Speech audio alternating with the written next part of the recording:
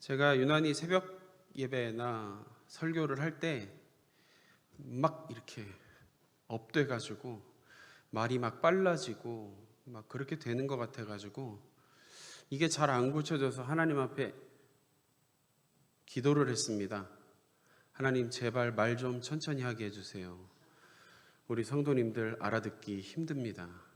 말 좀 천천히 하게 해주세요. 기도를 했더니 하나님께서 저에게 힘이 쪽 빠지게 하는 응답을 주시는 덕분에 제가 오늘따라 굉장히 차분하지 않습니까? 예, 힘이 쪽 빠졌습니다. 오늘따라 희한하게도 그런 일들이 많이 있었습니다. 여러분, 이 시간에 이 자리에 나올 때 어떤 기대감들 가지고 나오셨는지 모르겠는데요. 저는 다 말씀드릴 수가 없을 정도로 수많은 일들을 이렇게 짧은 시간 안에 겪으면서 이 예배에 하나님께서 진짜 은혜를 많이 부어주시려나 보다 하는 생각을 해보게 됐습니다. 너무 막 밀려오니까요. 이제 얼마나 주시려고 이러시나 이런 생각을 다 해보게 됐는데요. 하나님께서 이 시간에도 우리를 빈손으로 돌아가게 아니하시고 하나님의 풍성하신 은혜를 우리 가운데 허락하여 주실 줄 믿습니다. 우리의 기도를 한마디도 땅에 떨어뜨리지 않으시고 수요 기도회잖아요. 수요 기도에 나오셔서 함께 합심해서 기도하고 여러분들 기도하는 마음으로 이 자리 가운데 나올 때 하나님께서 그 기도에 반드시 응답하시고 역사하실 줄 믿습니다. 오늘 야고보서 1장 말씀을 봤습니다. 야고보서 말씀을 계속해서 제가 보려고 하는데요. 야고보서는 처음에 하나님과 주 예수 그리스도의 종 야고보는 하면서 시작을 합니다. 이 야고보는 예수님의 12 제자 중에 한 명이었던 세베대의 아들 야고보는 아닙니다. 아니고 예수님의 형제였던 야고보입니다.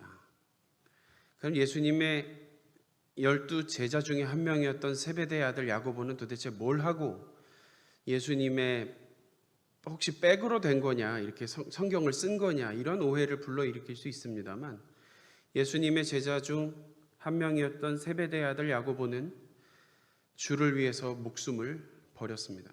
그 놀라운 순교의 역사를 감당하게 됐고 권력과 이런 것에 아무 상관이 없는 예수님의 동생인 야고보가 이 야고보서를 기록을 하게 되었습니다. 그런데 재밌지 않습니까? 제가 예수님의 동생이면 전 이렇게 야고보서 시작하지 않았을 것 같습니다. 나는 예수님의 친동생이다. 감히 내가 누군 줄 알고 이렇게 시작했을 것 같습니다. 안 그렇습니까, 여러분? 다른 책도 아니고 성경책인데 예수님의 동생이다 그러면 그 엄청난 백 아니겠습니까? 그걸 드러낼 법한데 저보다 훨씬 대단하신 것 같은 이 야고보는 이렇게 시작을 합니다. 하나님과 주 예수 그리스도의 종. 예수님의 측근이라면 진짜 엄청난 측근인데도 이 복음 앞에 선 영적인 정체성을 본인이 인식하는 것을 보게 됩니다. 우리는 언제나 내가 주님 앞에서 누구인지에 대한 깊은 이해가 필요합니다. 주님 앞에서 내가 누구인가? 주님 앞에서 내가 도대체 뭔가 하는 자기 인식이 필요하다는 것입니다. 근데 이게 말씀을 읽을 때만 되는 것이 아니라 말씀을 가지고 살아가는 모든 순간에 우리는 이 영적인 자기 인식이 굉장히 많이 필요합니다. 어디에서는 주님 나는 종입니다 하고 어디에서는 큰 기침을 하는 그러한 모습은 하나님 보시기에 아름다운 모습이 분명히 아닐 것입니다. 이 야고보는 흩어져 있는 12지파에게 문안합니다. 흩어져 있는 12지파. 12지파라는 말에서 좋은 힌트를 얻습니다. 12지파라는 말은 누구에게 쓸 수 있나요? 이방인들에게 쓸 수 있나요? 아니면 미국인들이나 멕시코 사람이나 이런 사람들한테 쓸 수 있나요? 12지파라는 말은 유대인들에게 쓸 수 있는 말이죠. 그러니까 흩어져 있는 유대인 그리스도인들을 향해서 쓴 문안하는 이 성경이 바로 이 야고보서라는 것입니다. 그러면서 그들의 삶이 어땠는지 잘 볼 수 있는 시작을 바로 2절부터 분위기를 잡고 시작을 합니다. 이 유대 기독교인들은 도대체 왜 흩어졌을까요? 여러분 안 궁금하십니까? 유대인들이 왜 흩어졌을까? 흩어놓는 사람이 있었기 때문에 흩어진 거죠. 흩어질 만한 상황에 놓여져 있었던 것입니다.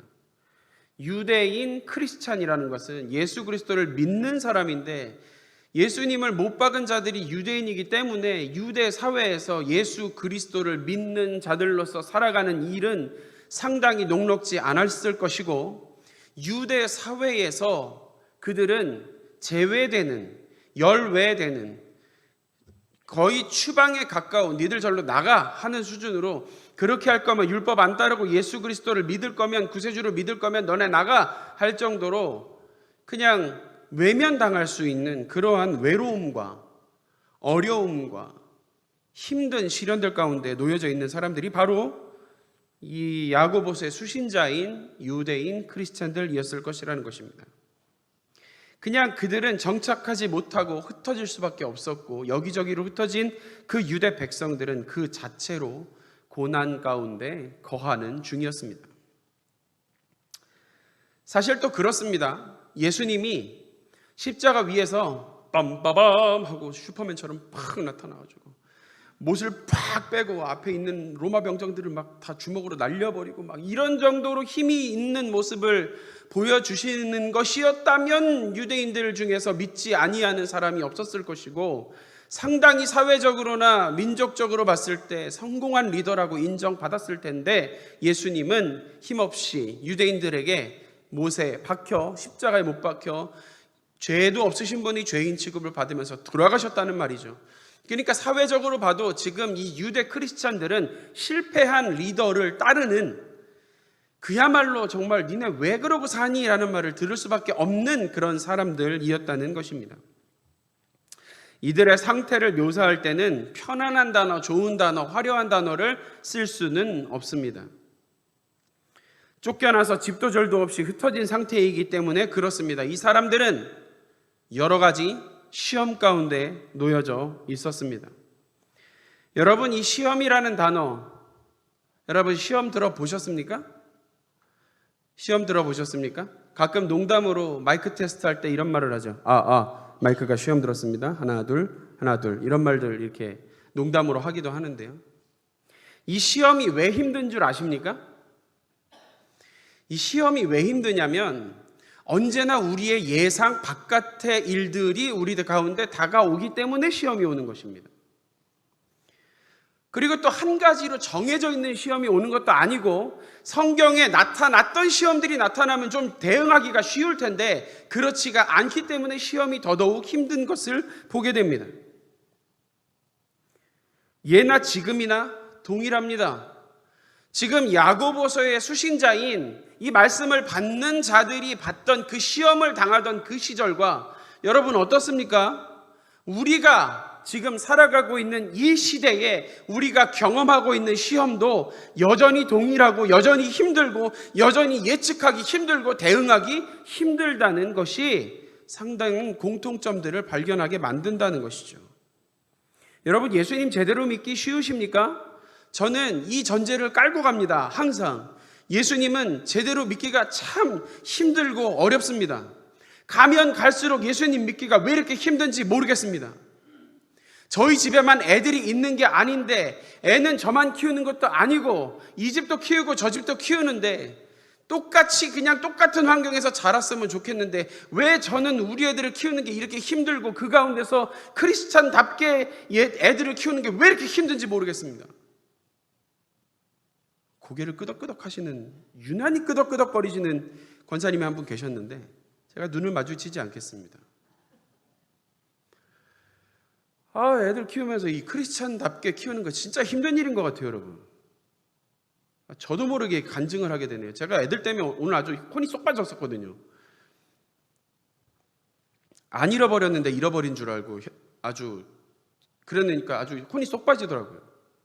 그 상황에서 크리스찬으로서 저의 평정심을 가지고 평화로운 마음으로 나중에 찾은 아이를 붙잡고, 무서웠지? 이렇게 말 못하겠어요. 그러니까 이 모습 하나만 해도 도전을 받는 겁니다. 크리스찬으로서 내가 신앙을 가지고 살아가는 것이 이렇게 힘들구나. 근데 마찬가지라는 거예요. 이런 시험을 나도 지금 받고 있는데, 이 야고보서를 지금 받고 있는 이 수신자들도 마찬가지에 여전히 한결같은 시험 가운데 놓여져 있더라는 겁니다.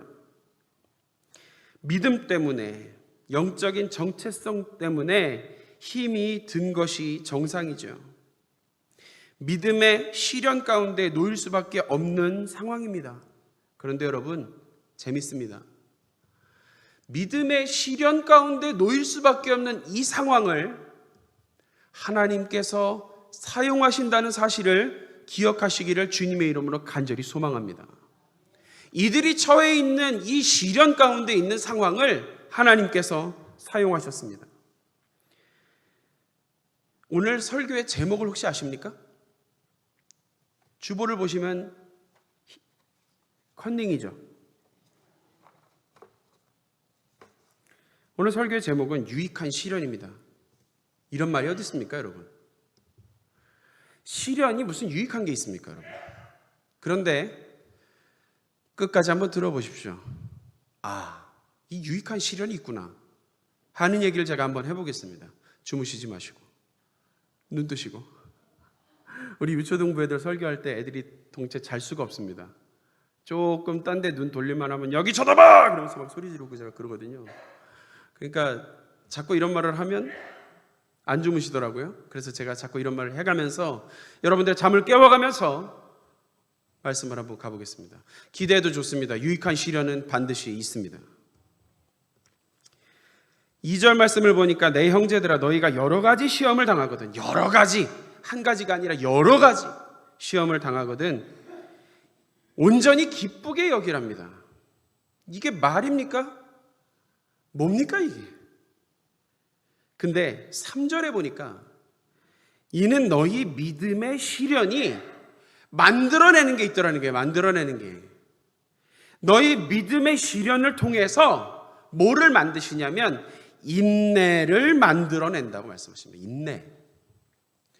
여러분, 이 인내라는 성령의 열매, 오래 참음이라는 이 열매가 맺어지기 위해서는 이 시련을 겪는 상황이 반드시 필요하다는 것을 여러분 기억하셔야 합니다.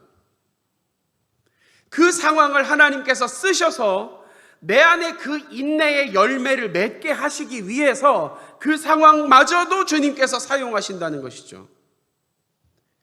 그러면서 이 인내라는 열매가 하고 바로 열리면 좋겠는데 그렇게 열리지 않고 시련을 겪는 동안 열매를 맺기를 기다려야 열매가 맺어지듯이 이 인내라는 열매가 맺어지기까지는 시련을 반드시 겪어야 하더라는 거예요. 그래서 4절에 인내를 온전히 이루랍니다. 다 익을 때까지 기다리라는 거죠. 그 시련이 끝났으면 좋겠고 당장 끝나는 것이 하나님의 역사 같고 당장 끝나게 해달라고 기도하는 나의 기도에 대한 하나님의 응답으로 여겨질지 모르겠으나 하나님께서 인내의 열매를 너에게 주겠다 하실 때까지는 그 인내의 열매가 맺어지기까지는 시련을 겪어야만 한다는 거예요. 그러면 여러분, 이 시련을 통해서 얻어지는 유익이 도대체 무엇인가? 이익이 있다는 게 유익 아닙니까? 그 유익이 무엇인가? 인내라는 것이 첫 번째 유익입니다. 우리로 하여금 크리스찬으로서 오래 참을 수 있게 하는 성령의 열매가 맺어지게 하는 것이 첫 번째 유익입니다. 인내는 그냥 생기지 않습니다. 나의 참을성은 내가 가질 수 있겠지만 주님께서 주시고 성령께서 허락하시는 오래 참음의 인내는 나의 한계를 넘어서는 결과가 있다는 사실을 기억하셔야 합니다. 내가 만드는 것과 하나님이 주시는 것은 반드시 클래스가 다릅니다. 제가 만든 김치찌개와 여기 벌써 오랫동안 소뚜껑 운전을 하신 권사님이 끓인 김치찌개가 어찌 그 맛의 깊이와 구성이 같을 수 있겠습니까? 제가 어떤 권사님께서 무릎도 아프신데 예전에 몇 년 전에 5년 전에 7년 전에 막 춥든지 덥든지 막 우리 집에 그 무거운 냄비가 다 식지도 않았는데 그걸 들고 우리 집에 배달해 주시는 권사님의 그 김치찌개를 제가 먹은 적이 있습니다. 된장찌개. 근데 이 된장찌개가 정체성이 아주 모호합니다. 이게 도대체 고기찌개인지 된장찌개인지 모르겠습니다. 저를 얼마나 사랑하시는지 소를 한 마리를 잡아서 넣으셨어요. 뜰 때마다 고기가 나옵니다. 이건 된장찌개가 아닙니다. 고기 된장입니다. 그래서 그 맛을 내보려고 제가 미국에서 애써봤습니다. 고기도 넣어보고요. 고기도 많이 넣어보고요. 너무 많이 넣나 싶어서 적게도 넣어보고요. 다시다도 막 넣어보고요. 막 별짓을 다 했습니다. 됩니까? 안 됩니까? 안 되죠. 뭐 이렇게 말씀드리면 제가 요리를 못해서 그렇다고 생각하실 수 있겠지만 저는 자취 10년 차 베테랑 자취러였습니다. 그래서 저는 음식을 못하는 편은 아니에요. 그래서 저도 해보려면 해볼 수 있었는데 그 맛이 안 나오더라고요. 클래스가 다르죠. 어떻게 하는지 옆에서 보고 똑같이 따라해도 시어머니 그 김치찌개 맛이 안 나오는 거예요. 누가? 며느리가. 그렇죠? 클래스가 다른 거예요. 내 안에 있는 참을성으로 성령께서 주신 인내를 대체한다고 그것을 대체할 수 있다고 주장할 수 있을지 몰라도 우리 신앙생활에 반드시 필요한 성령의 열매와 같은 오래 참음과 인내의 열매는 내가 만들어내고 내가 할 수 있는 것과는 차원이 다른 것이라는 것입니다. 이게 어떻게 주어진다고요?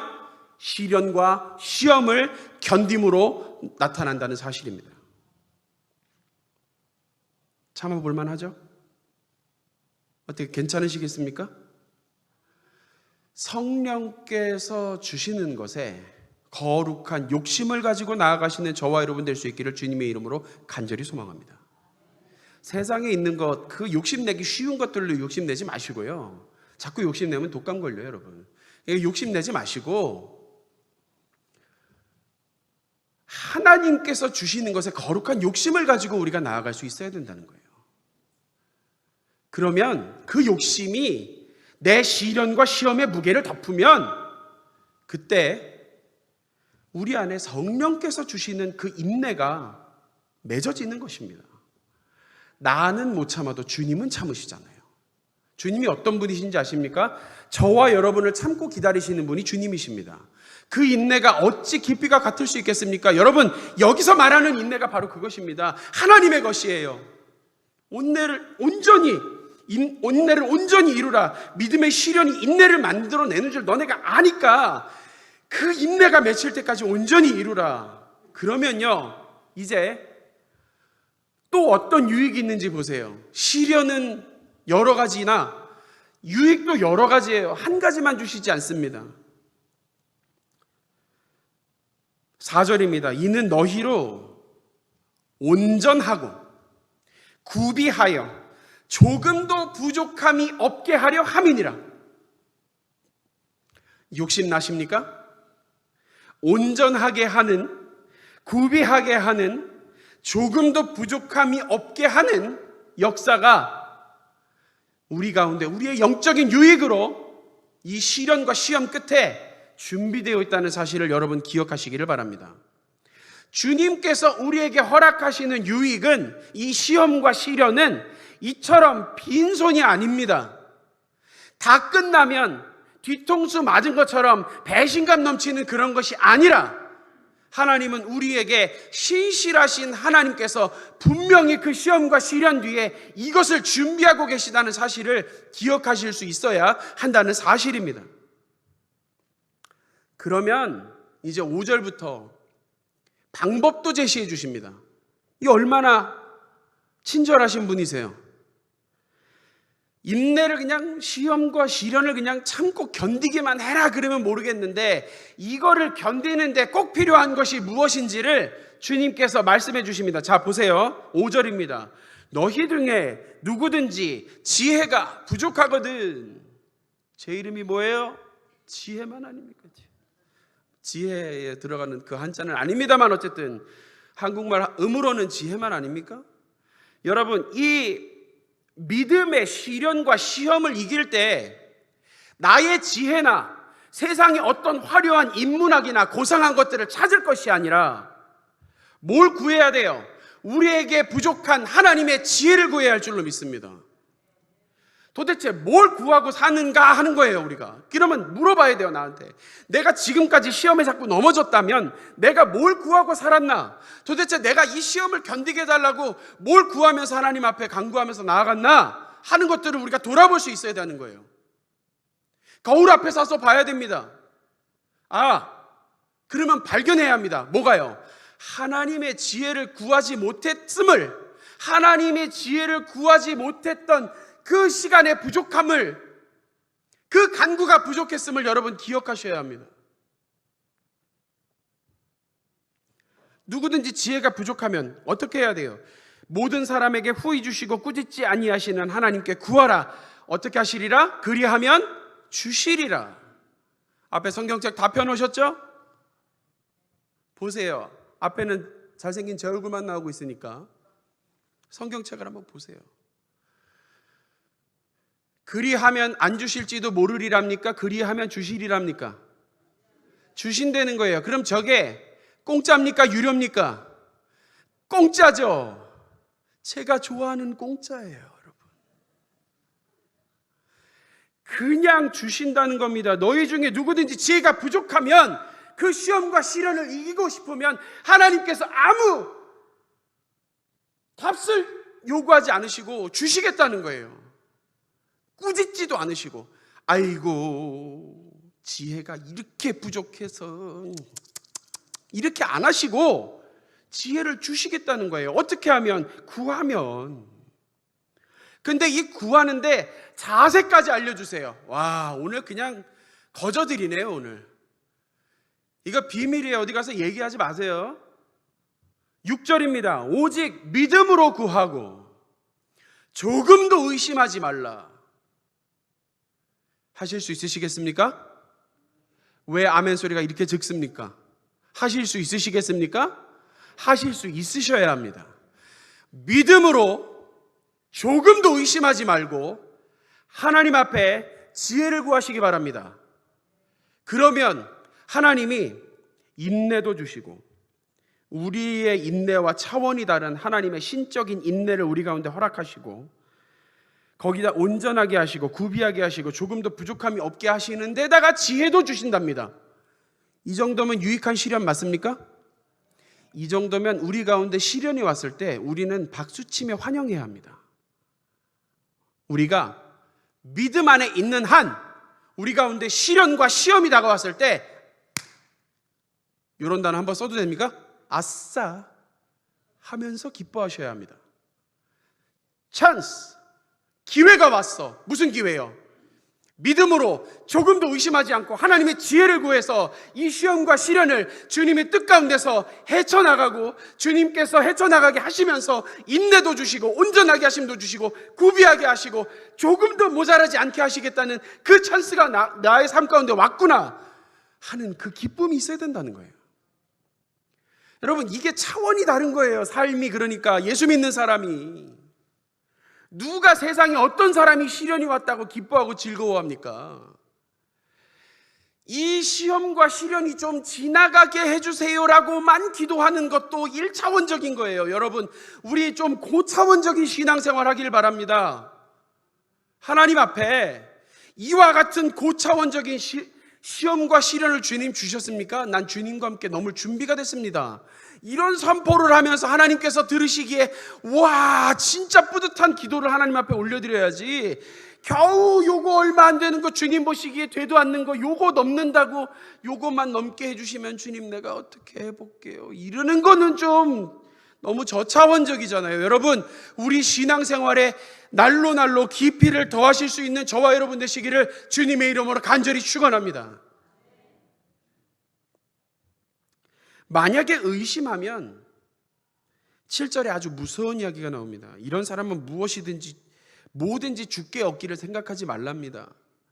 주께서 제시하신 알려주신 이 유익 이외에 어떤 것도 구하여서 얻을 생각을 말라고 하십니다. 너무 야박하지 않습니까? 무섭지 않습니까, 여러분? 이 정도로 무서운 이야기가 나왔으면 저는 반드시 주님 앞에 믿음 가운데 하나님의 지혜를 구해서 이 시험과 시련 가운데 정말 이 시험과 시련을 내게 다가올 수밖에 없는 이 시험과 시련을 정말 유익한 것으로 만들어야 할 줄로 믿습니다. 시험과 시련이 있는 시간을 한 글자로 뭐라고 합니까? 맞춰보십시오.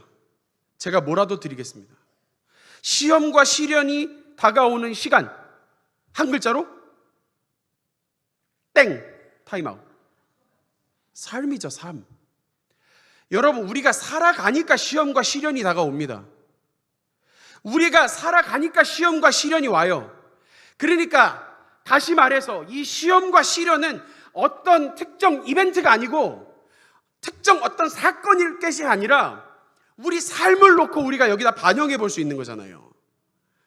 여러분, 우리 삶에 올 수 있는 그 모든 문제를 주님 앞에 믿음으로 구하고 조금도 의심하지 말고 내 지혜나 세상의 지혜가 아니라 하나님의 지혜를 구해서 다음에는 그거를 넘어설 수밖에 없는 인내를 주시고 온전하게 하시고 구비하게 하시고 조금도 부족함이 없게 하시는 그 놀라운 역사를 경험하는 저와 여러분 될 수 있기를 주님의 이름으로 간절히 소망합니다. 믿음의 시련은 곧 유익한 시련입니다. 믿음의 시련은 곧 유익한 시련입니다. 아까 유대인 크리스찬이라고 말씀드렸죠? 유대인 크리스찬들, 예수님 믿기 때문에 그들이 시련 가운데 있었던 사람들이었습니다. 시험과 시련이 당연히 다가올 거라고 알고 있었으면서 그 길을 선택해 나아갔던 사람들입니다. 예수님 믿기 때문에 힘든 줄 알고 시작하셨죠? 살아보니까 예수님 믿기 힘드시지요. 우리의 삶이 예수님이 놓여지니까 좀 덜 힘들었으면 좋겠는데 예수님이랑 같이 가니까 왠지 더 힘들지요. 십자가의 길 같습니다. 우리의 사정과 야고보서에 수신하는 수신자들의 상황이 똑같아요. 우리의 삶을 유익하게 만드시기를 주님의 이름으로 간절히 축원합니다. 그래서 인내하게 하시고 온전함과 준비됨과 부족하지 않게 하심과 플러스 믿음으로 구하면 지혜까지 주시는 주님의 유익하게 하시는 시험과 시련, 주님의 유익하게 하시는 우리의 삶이 저와 여러분의 삶이 될 수 있기를 주님의 이름으로 간절히 축원합니다. 기도하겠습니다. 하나님 아버지, 감사합니다. 우리가 이 시간 시험과 시련이 있을 수밖에 없는 우리의 삶을 주님의 말씀 앞에 세워둡니다. 주님, 그 삶 가운데서 우리가 살아갈 때에 주님께서 유익하게 하시는 믿음의 간구와 주님께서 유익하게 하시는 진짜 예수 그리스도의 그 이름을 우리가 온전히 선포하고 부르짖으며 고백하며 나아갈 수 있는 우리 모든 성도들 될 수 있도록 주여 인도하여 주시옵소서. 우리의 삶이 유익하게 되기를 원합니다. 주님께서 유익하게 하셨사오니 우리의 삶이 유익하게 됨을 경험하기를 원합니다. 주님, 우리 가운데 함께하여 주옵시고 하나님의 지혜를 더하여 주시옵시고 주의 말씀을 우리 가운데 부어 주옵소서. 모든 것을 감사합니다. 예수 그리스도 이름으로 기도합니다. 아멘.